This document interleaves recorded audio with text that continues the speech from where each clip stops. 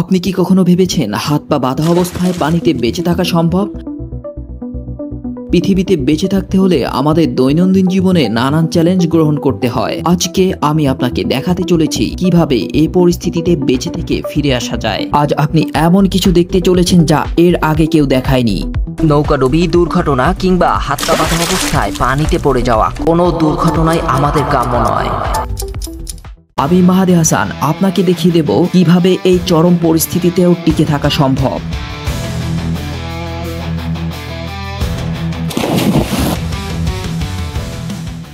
আমি 100 মিটার একটা পুকুরে হাত পা বাঁধা অবস্থায় নামবো এবং সেখান থেকে হাত পা বাঁধা অবস্থায় সাঁতার কেটে যাব এবং ফিরে আসব। এটা আমার জন্য একটা চ্যালেঞ্জ এবং এটা আমি অবশ্যই করতে পারবো।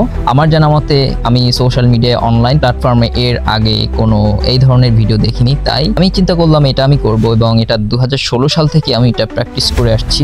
আমরা সেই পুকুরের দিকে যাব, আমার পা সম্পূর্ণ বাঁধা থাকবে, আমি সেই অবস্থায় সাঁতার কাটবো। আমরা এখন পুকুরের দিকে যাচ্ছি এবং খুব তাড়াতাড়ি আমরা সেখানে পৌঁছে যাব। এটাই আমাদের সেই কাঙ্ক্ষিত পুকুর। 100 মিটারের চেয়ে বেশি হবে, কম নয়। হাত পা বাঁধা অবস্থায় সাঁতার কেটে যেতে হবে এবং আসতে হবে। আপনারা যারা আমার সাথে আছেন আপনাদের সবাইকে ধন্যবাদ আমার সাথে থাকার জন্য। প্রস্তুতির একদম শেষ পর্যায়ে, এখন আমাকে হাত পা বাঁধা হবে এবং এই পুকুরে ছেড়ে দেওয়া হবে। আমার পাশে যিনি দাঁড়িয়ে আছেন ওনার নাম ইমরান, তিনি পরবর্তী সময়ে আমাকে সহযোগিতা করবেন। দড়ি দিয়ে আমাকে হাত পা বেঁধে দিয়ে উনি আমাকে এই পুকুরে ছেড়ে দিবেন। পরবর্তীতে কি হয় দেখা যাক। আমি জুতো খুলছি, আমাকে হাত পা বাঁধা হবে এবং পুকুরে নামানো হবে। জীবনের সবথেকে ভয়ঙ্কর রিস্কি কাজের মধ্যে আজকেরটা অন্যতম। তবে আমি দৃঢ়ভাবে প্রতিজ্ঞাবদ্ধ, আজকে আমাকে এটা করতেই হবে। আমি কল্পনা করছি শত্রুপক্ষ আমাকে হাত পা বেঁধে নদীতে ফেলে দিচ্ছে। সেই মুহূর্তে আমাকে বেঁচে ফিরে আসতে হবে। আমার মাথায় শুধু এটাই ঘুরছে।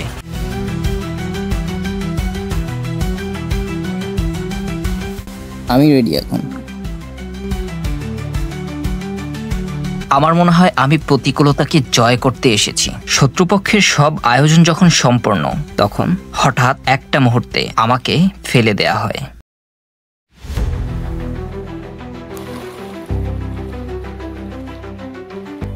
জীবনে অনেক মানুষ বলে কিছু কিছু কাজ অসম্ভব, কিন্তু আমি বিশ্বাস করি অসম্ভব কিছুই নেই যদি সাহস থাকে।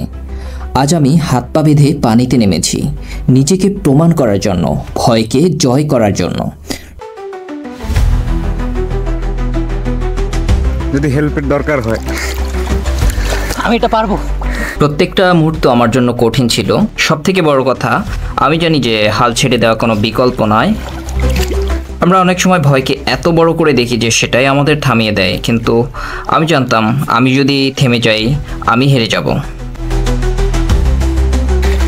তুমি এখনো যদি হেল্পের প্রয়োজন হয় তুমি বলতে পারো।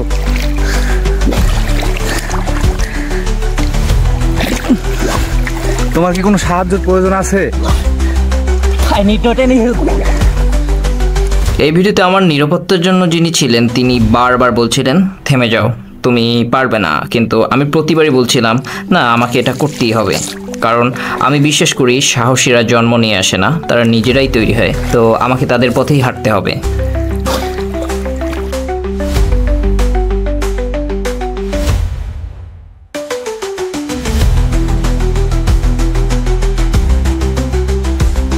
চ্যালেঞ্জের অর্ধেক করেছি, বাকি অর্ধেক কি তুমি সম্পূর্ণ করতে পারবা? আমার মনে হয় আমি পারবো। তাই? ইয়েস, 100 মিটার্স ডান। চ্যালেঞ্জের দ্বিতীয় অংশ এখন শুরু হতে যাচ্ছে। So let's get started.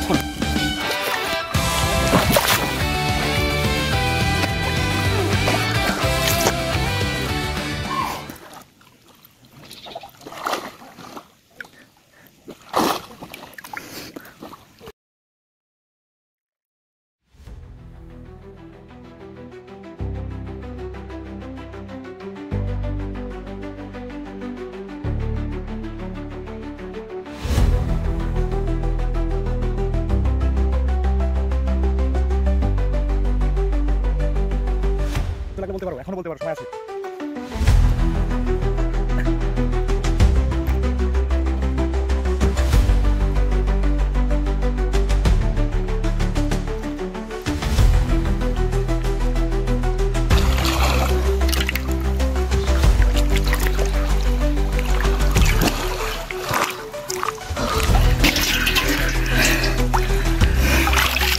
আমি প্রায় হাল ছেড়ে দিয়েছিলাম, 10 মিটারের জন্য ছাড়িনি।